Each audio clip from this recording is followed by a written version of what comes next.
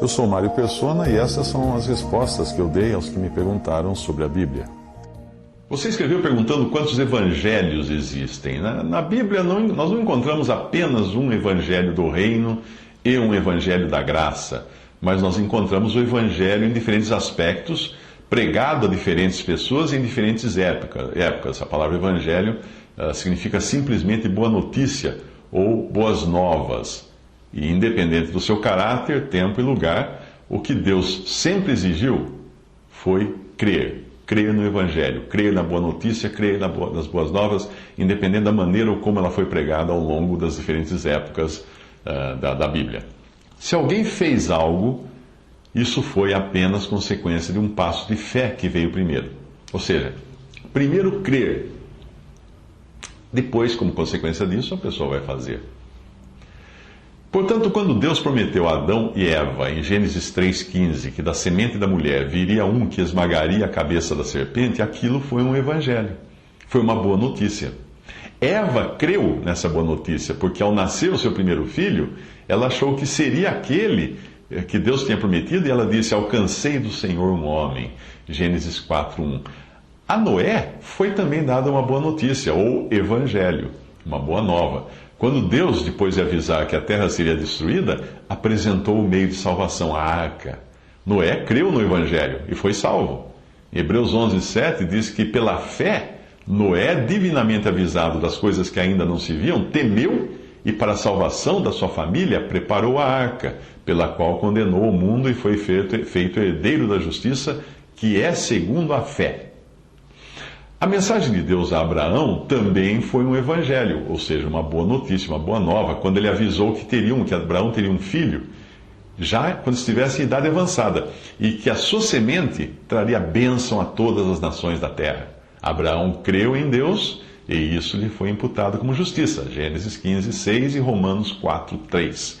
Em Gálatas 3:8 diz assim: ora, tendo a Escritura previsto que Deus havia de justificar pela fé os gentios, anunciou primeiro o Evangelho a Abraão, dizendo: todas as nações serão benditas em ti. Olha que interessante. Os israelitas no Egito também receberam o Evangelho, ou boas novas, ou boa notícia, quando Deus avisou que seriam libertos por meio de Moisés, que é um tipo de Cristo, uma figura de Cristo. Eles então fizeram o quê? Creram na boa notícia. Êxodo 4, versículo 31. E o povo creu. E quando ouviram que o Senhor visitava os filhos de Israel e que via a sua aflição, inclinaram-se e adoraram. A questão é que aquelas boas novas ou boas notícias tinham duas partes: a libertação do Egito e a entrada na Terra Prometida. E muitos não creram na segunda parte daquela boa notícia. Hebreus 4, de 2-6 diz que, porque também a nós foram pregadas as boas novas como a eles. Mas a palavra da pregação nada lhes aproveitou, porquanto não estava misturada com a fé naqueles que a ouviram, e que aqueles a quem primeiro foram pregadas as boas novas não entraram na terra por causa da desobediência. No Antigo Testamento você já encontrava o Evangelho do Reino, e esse Evangelho foi também pregado por João Batista, pelo Senhor Jesus e pelos discípulos, como aparece em Mateus 4:23, Lucas 4:43, etc. Esse Evangelho do Reino não é pregado agora, mas ele será pregado no futuro, como fala Mateus 24:14. Mateus 3:2 diz que João Batista dizia: arrependei-vos, porque é chegado o reino dos céus. Mateus 4:23 percorria Jesus toda a Galiléia, ensinando nas suas sinagogas e pregando o Evangelho do Reino. Lucas 4:43, ele, porém, lhes disse: também é necessário que eu anuncie a outras cidades o Evangelho do Reino de Deus, porque para isso fui enviado. Embora esse Evangelho do Reino tenha sido rejeitado pela maioria em Israel, um pequeno grupo creu nele e mais tarde usufruiu do Evangelho da graça de Deus, que é Cristo pregado para o perdão dos pecados através da sua obra consumada na cruz. Atos 20:24 diz: mas em nada tenho a minha vida por preciosa, contanto que cumpra com alegria a minha carreira e o ministério que recebi do Senhor Jesus, para dar testemunho do Evangelho da graça de Deus. Paulo vai ainda além ao falar do Evangelho da glória de Cristo, que inclui não apenas Cristo morto e ressuscitado, mas glorificado, uma revelação que inicialmente foi confiada a Paulo. 2 Coríntios 4:4, ele escreve: nos quais o Deus desse século cegou os entendimentos dos incrédulos para que lhes não resplandeça a luz do evangelho da glória de Cristo, que é a imagem de Deus. 1 Timóteo 1,11 diz: conforme o evangelho da glória de Deus bem-aventurado, que me foi confiado. Esse evangelho inclui muito mais do que a salvação, por maior que seja a importância disso, né? Pois esse evangelho entra no mistério do evangelho, que separa os crentes do primeiro homem, que é da terra, e os associa a Cristo glorificado nos céus. Muita atenção para isso. Essa é a profundidade agora das coisas que Deus revelou a Paulo e não a outros. Outros ficaram sabendo através de Paulo. Romanos 16, 25. Ora, aquele que é poderoso para vos confirmar, segundo o meu evangelho, isso é Paulo escrevendo, e a pregação de Jesus Cristo, conforme a revelação do mistério que desde os tempos eternos esteve oculto. Em Efésios 6, 9 ele diz: e por mim, para que me seja dada ao abrir da minha boca a palavra com confiança, para fazer notório o mistério do Evangelho. O mistério do Evangelho. É coisa nova isso. No futuro, além do Evangelho do Reino, que voltará a ser pregado por um remanescente fiel de judeus, que se converterão durante a tribulação, durante o período de grande tribulação também, anunciando a vinda do Rei. Esse Evangelho do Reino será pregado anunciando a vinda do Rei, o estabelecimento do Reino. Haverá também o Evangelho eterno, pregado aos gentios, o qual é fundamental, ou fundamentado, melhor dizendo, na primeira boa notícia dada por Deus a Adão e a Eva, de que da semente da mulher viria um que esmagaria a cabeça da serpente. Apocalipse 14, 6 a 7.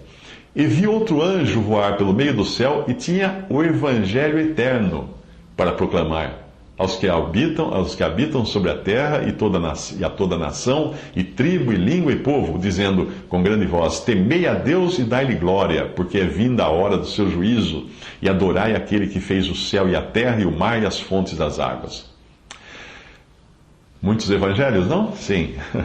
É preciso lembrar que também existe o outro evangelho, do qual Paulo fala em Gálatas. Que outro evangelho é esse? É basicamente o evangelho do homem que foi soprado pelos anjos de Satanás, pelos ministros do diabo. Gálatas 1, 6 a 12, Paulo escreve aos Gálatas: maravilho-me de que tão depressa passasseis daquele que vos chamou à graça de Cristo para outro evangelho.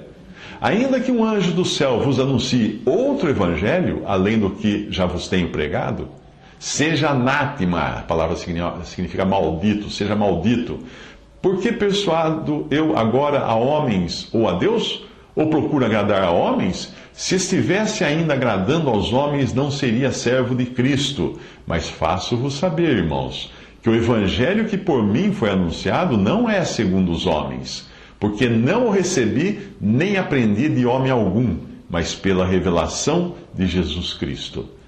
Veja que Paulo, até o evangelho que ele pregava, ele recebeu diretamente do Senhor, ele não recebeu dos outros apóstolos, ele recebeu por revelação do Senhor. Os outros apóstolos haviam andado com o Senhor Jesus o tempo todo, mas Paulo recebeu o evangelho do Senhor.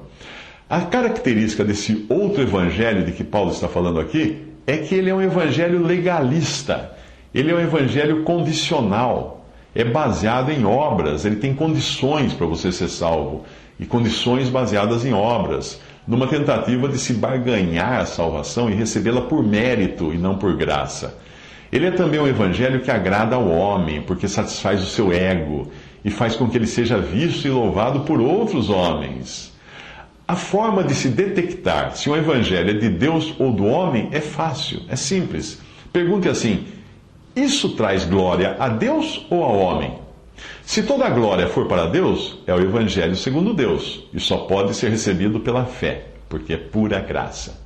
Se sobrar alguma glória para o homem, para os seus feitos, para as suas obras, para o seu esforço, para a sua perseverança, é o evangelho segundo o homem, porque é baseado em suas obras. Portanto, é um evangelho maldito ou amaldiçoado. Essa é a diferença também entre o modo como Abel e Caim responderam ao evangelho de Deus que foi pregado no Éden. Eles sabiam do relato de seus pais, a partir do que os seus pais contaram para eles, eles sabiam que Deus cobriu a nudez deles e o pecado deles com a pele de um animal sacrificado, de um animal inocente, que não tinha nada a ver com a história. Assim, Abel, quando ele faz uma oferta a Deus, ele traz um animal morto. Ele imita o que Deus fez no Jardim do Éden quando matou um animal para com sua pele cobrir Adão e Eva. Portanto, Abel imita aquilo que Deus considerou um sacrifício perfeito, um sacrifício bom. Ele traz um animal morto sacrificado a Deus. Porém, Caim faz o quê? Caim tenta oferecer a Deus o fruto do seu trabalho, das suas boas obras, as coisas que ele plantou, a colheita dele. A resposta daquele que é alcançado pelo verdadeiro evangelho nunca é eu devo fazer, então. Então eu devo fazer isso e aquilo outro. Não, a resposta é então eu devo crer, não é? Eu devo crer. O que precisava ser feito, Cristo já fez. Isso que eu disse agora, eu aproveitei também algumas partes, adaptei, de um livro chamado Concise Bible Dictionary, que mostra essas diferentes classes de um evangelho, de uma das boas novas que Deus pregou através dos seus profetas, apóstolos, através dos tempos.